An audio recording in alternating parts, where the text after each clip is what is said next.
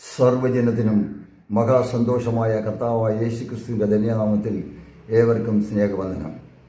നമ്മുടെ കർത്താവായ യേശു ലോകത്തിൻ്റെ പാപഭാരത്തെയെല്ലാം നീക്കുവാൻ മനുഷ്യനായി ഭൂമിയിൽ അവതരിച്ച ദൈവത്തിൻ്റെ കുഞ്ഞാടാണ്. ആ ദൈവത്തിൻ്റെ കുഞ്ഞാടിലൂടെ ലോകത്തിന് നിത്യരക്ഷയും ചൈതന്യവും ഉളവായി. എന്നാൽ ആദിമ മനുഷ്യൻ ചെയ്ത പാപത്തെ നോക്കുക. ദൈവത്തിൻ്റെ കൽപ്പന അനുസരിക്കാതെ മരണം കിട്ടാൻ വേണ്ടി ഒരു പാപം ചെയ്തു. തിന്നരുത് എന്ന് പറഞ്ഞ വിഷയത്തിൻ്റെ ഫലം തിന്നതായി നമുക്ക് കാണാൻ സാധിക്കും. പാമ്പിൻ്റെ പാപശക്തിയോടെ വളരെ ശക്തിയായി തുരിച്ചതായും കാണാൻ സാധിക്കും. അതിൻ്റെ ഫലമായി പാപത്തിൽ വീണ് തോട്ടത്തിൽ നിന്ന് വെളിയിലാക്കപ്പെട്ടു. എന്നാൽ അടുത്ത സന്തതി പരമ്പരകളും ശാപമുള്ളവരായിരുന്നുവെങ്കിലും ദൈവം അനുഗ്രഹിച്ചു. എന്നാൽ അതുകൊണ്ടോ പ്രവാചകന്മാരുടെ പ്രവർത്തനം കൊണ്ടോ മനുഷ്യൻ നന്നായില്ല. വീണ്ടും പാപം ചെയ്യുന്നതിനും അഹങ്കാരവും പ്രൗഢിയും കാണിക്കുവാൻ നിലനിന്നു. ഇരുട്ടിൻ്റെ വഴിയിലേക്ക് യാത്ര ചെയ്തു. ദുഷ്ടന്മാരായിത്തീർന്നു. ലോകത്തിലെ മണ്ണ് കൊണ്ടുണ്ടാക്കിയ മനുഷ്യ ശരീരം മണ്ണിൻ്റെ പ്രവൃത്തിക്കാണ് താല്പര്യം കൊടുക്കുന്നത്. ആയതുപോലെ ദുഷ്ടന്മാരായി മണ്ണിൻ്റെ പ്രവൃത്തി മാത്രം ചെയ്ത് ജീവിക്കുവാൻ ആഗ്രഹിച്ചു. അങ്ങനെ രാജാക്കന്മാരും ചക്രവർത്തിമാരും മനുഷ്യരെ അടക്കി ഭരിച്ചു ലോകത്തെ നശിപ്പിച്ചു. ദൈവത്തിൻ്റെ പ്രതിനിധികളായി രാജാക്കന്മാരെ ഭരിക്കുവാൻ ആക്കിയെങ്കിലും അവർ തന്നെത്താൻ വലിയ ആളുകളായി ദൈവത്തിൻ്റെ സ്നേഹത്തെ നശിപ്പിച്ചു. എന്നാൽ ദൈവത്തിന് അതുകൊണ്ട് വേദനയുണ്ടായി. ഈ മാനവരാശിയെ പാപത്തിൽ നിന്ന് വീണ്ടെടുക്കുവാൻ വേണ്ടി ദൈവത്തിൻ്റെ കുഞ്ഞാടായ യേശു ക്രിസ്തുവിനെ മനുഷ്യർക്ക് വേണ്ടി ലോകത്തിലേക്ക് വചനം ജഡമായി ദാനം ചെയ്തു. എന്നാൽ യേശു ക്രിസ്തുവിൻ്റെ പ്രവൃത്തികൾ മനുഷ്യന് ഉത്തമ മാതൃകയായിരുന്നു.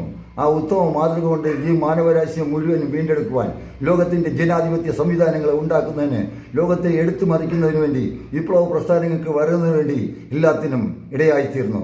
എന്നാൽ അതിനു മുമ്പേ സ്വാതന്ത്ര്യമില്ലായിരുന്നു. സ്വാതന്ത്ര്യത്തെ അടിമത്തത്തിൻ്റെ വേരിലേക്ക് മാറ്റിക്കൊണ്ടിരുന്ന ലോകത്തിൽ നിന്നും ഒരു വീണ്ടെടുപ്പുകാരനായ അത്ഭുത മിശിഹ ലോകത്തെ വീണ്ടെടുത്തു. ആ വീണ്ടെടുപ്പിൻ്റെ ഫലമായി മനുഷ്യനെ പാപത്തിൽ നിന്ന് മോചനം കിട്ടി. മനുഷ്യൻ്റെ നിർമ്മാണം നോക്കുക. മണ്ണുകൊണ്ടുണ്ടാക്കിയ മനുഷ്യൻ ശരീരം മണ്ണിനുള്ളത് മാത്രം ഇഷ്ടപ്പെടുന്നതായിരിക്കും. എന്നാൽ അതിനകത്ത് ദൈവത്തിൻ്റെ ജീവശ്വാസമാണ് ഊതിയത്. എന്തിനു വേണ്ടിയെന്ന് പറഞ്ഞു വെച്ചാൽ പരിശുദ്ധാത്മാവിൻ്റെ ശക്തിയാൽ സ്വർഗത്തിലെത്തുവാനാണ് മനുഷ്യനെ ഈ ലോകത്തിലാക്കിയത്. എന്നാൽ ഈ ലോകത്തിന് അനുരൂപമാകാതെ നന്മയും പ്രസാദമുള്ള വഴികളിലൂടെ മനസ്സുപുതുക്കി രൂപാന്തരപ്പെടേണ്ട മനുഷ്യൻ നിർവിചാരികളായി ഇഷ്ടം പോലെ പ്രവർത്തിച്ച് നരകത്തിന് തുല്യനായിത്തീരുന്നു. പാപത്തിൻ്റെ ശമ്പളം മരണം. അതിന് രക്ഷിക്കാൻ കുഞ്ഞാടിൻ്റെ രക്തം വിലപിടിപ്പുള്ളതാണ്. ആ രക്ഷകൻ്റെ ഹല്ലേലൂയ ജീവിതയാത്ര ഒന്ന് നോക്കുക. ജീവന് വേണ്ടി, നീതിക്ക് വേണ്ടി പോരാടിയപ്പോൾ ആ യേശു ക്രിസ്തുവിനെ ലാസറിന് ഉയർപ്പിച്ച 4 ദിവസം പൂർണ്ണമായും മരണനിദ്രയിലായിരുന്ന ലാസറിന് ഉയർപ്പിച്ചത് യഹൂദന്മാർക്ക് അസൂയയായി.